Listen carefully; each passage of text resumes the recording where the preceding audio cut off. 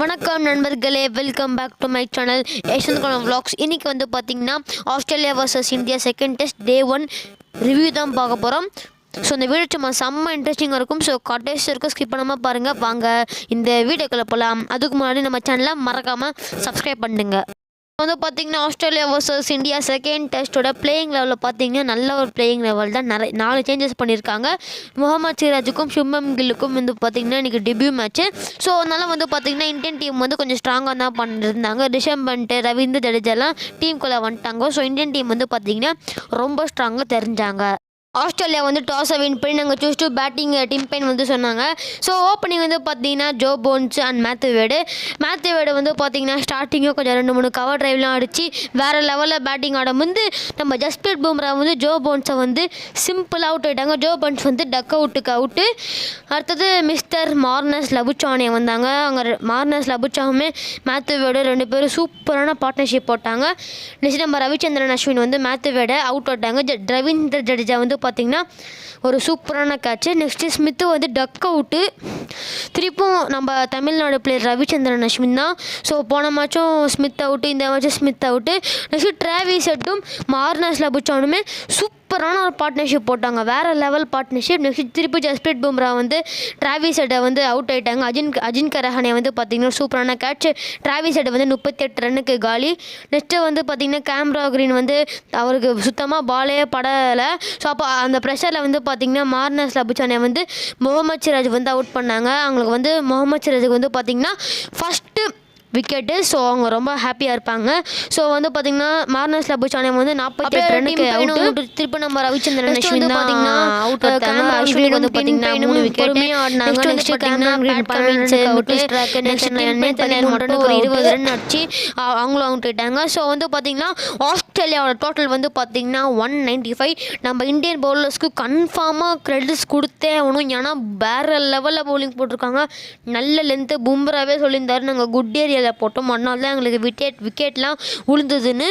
So வந்து பார்த்திங்கன்னா சூப்பராக நம்ம இந்தியன் பவுலர்ஸ் போட்டாங்க. நம்ம இந்தியன் பவுலிங்கை வந்து பார்த்தோம்னா ஜஸ்பிரீத் பும்ரா வந்து பார்த்திங்கன்னா வேறு லெவல் ஆஸ் யூஷுவல். கன்சிஸ்டன்சி எல்லாம் 9 ரன்லேருந்து பக்காவாக இருந்தது. 16 ஓவர் போட்டு 4 விக்கெட்டு. நெக்ஸ்ட் உமேஷ் அதை வந்து விக்கெட்ஸ் எதுவும் எடுக்கல. நம்ம தமிழ்நாடு பிளேயர் ரவிச்சந்திரன் அஸ்வின் வந்து 3 விக்கெட்டு 35 ரன் தான் கொடுத்தாங்க 24 ஓவர்ஸில். ஸோ வந்து பார்த்திங்கன்னா ரவிச்சந்திரன் அஸ்வின் தான் சிறந்த எக்கானமி வச்சுருக்காங்க. நெக்ஸ்ட்டு வந்து பார்த்திங்கன்னா முகமது சிராஜ் அவருக்கு டெபியூ மேட்ச்சு சூப்பரான டெபியூ மேட்ச்சுங்க. 2 விக்கெட்டு 2 கேட்ச்லாம் பிடிச்சாங்க.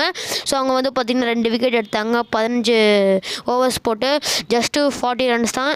அடுத்தது வந்து பார்த்திங்கன்னா ஜடேஜா வந்து பார்த்திங்கன்னா 1 விக்கெட் எடுத்தாங்க. அவ்வளோதான் இந்த பவுலிங் லைனப்பு. உமேஷ் யாதவ் தான் கொஞ்சம் எக்ஸ்பென்சிவாக இருந்தாங்க.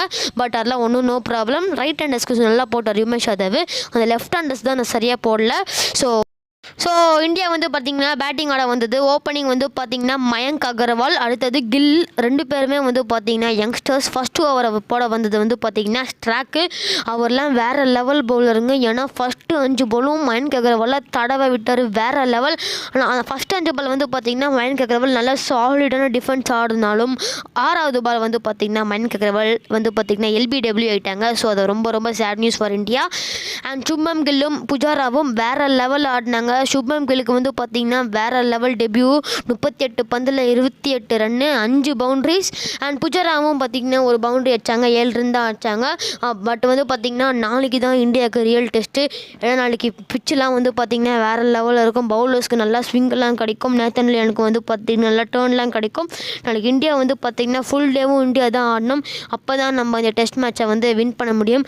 இந்த சுப்மன் கில் இல்லைனா சட்டேஸ்வர் புஜாரா கன்ஃபார்மாக செஞ்சுரி அடிச்சாகணும். நெக்ஸ்ட் நல்லா சாலிடான மிடில் ஆர்டர் பேட்ஸ்மேன் ஒருத்தவங்க வந்து செஞ்சுரி அடித்தா நம்ம 400 ரீச் ஆனால் ஒரு இல்லைனா 350 இல்லைனா 370 அதை மாதிரி ரீச் ஆனால் கூட ஒரு நல்ல ஸ்கோர் தான். 270 கூட ஒரு நல்ல ஸ்கோர் தான். நம்ம இந்த டெஸ்ட் மேட்சை வின் பண்ணியே ஆகணும். ஸோ அவ்வளோதான் கைஸ். ஸோ வந்து பார்த்திங்கன்னா சுப்மன் கில் வந்து இதுவரைக்கும் நல்லா விளையாண்டுருக்காங்க. அவருக்கு வந்து பார்த்திங்கன்னா பிக் ஸ்கோர். அடுத்தது வந்து பார்த்திங்கன்னா ஆஸ்திரேலியன் பவுலர்ஸும் விக்கெட்ஸ் எடுக்க பார்க்கணும். ஏன்னா ஸ்ட்ராக்கு வந்து வேறு லெவலில் இருக்கார். நெக்ஸ்ட்டு வந்து பார்த்திங்கன்னா பேட் கமின்ஸ் எல்லோரையும் தடவை விடுறாரு. ஸோ நாளைக்கு டே 2 5 o'clock ஸ்டார்ட் ஆகும். நான் வந்து பார்த்திங்கன்னா 7 o'clock மேலே தான் வந்து பார்ப்பேன், இல்லைனா 8 o'clock மேலே தான் பார்ப்பேன். நாளைக்கு இந்தியாவுக்கு வந்து பார்த்திங்கன்னா ரொம்ப ரியல் டெஸ்ட்டு. நாளைக்கு இந்தியா வந்து தாக்குப்பிடிச்சி எப்படியாச்சும் ஆடினும், அட்லீஸ்ட் நாளைக்கு ஒருத்தராச்சும் செஞ்சுரி அடிச்சிக்கணும். அப்போ தான் இந்த 270 வரும். ஸோ வந்து பார்த்திங்கன்னா இன்னும் ஹனுமான் விஹாரி, அஜின்கியா ரஹானே, ரிஷப் பண்ட், ரவீந்திர ஜடேஜா, ரிஷப் பண்ட் நிறைய பேர் இருக்காங்க பேட்டிங் ஆட. ஸோ சூப்பராக இருக்கும் நாளைக்கு. ஸோ நாளைக்கு நீங்கள் எவ்வளோ இன்ட்ரெஸ்டிங்காக இருக்குன்னு மறக்காமல் கமெண்ட் பாக்ஸில் கமெண்ட் பண்ணுங்கள். இந்த வீடியோ பிடிச்சிருந்தா லைக் பண்ணுங்கள், ஷேர் பண்ணுங்கள் and subscribe to Asian Kanaa vlogs.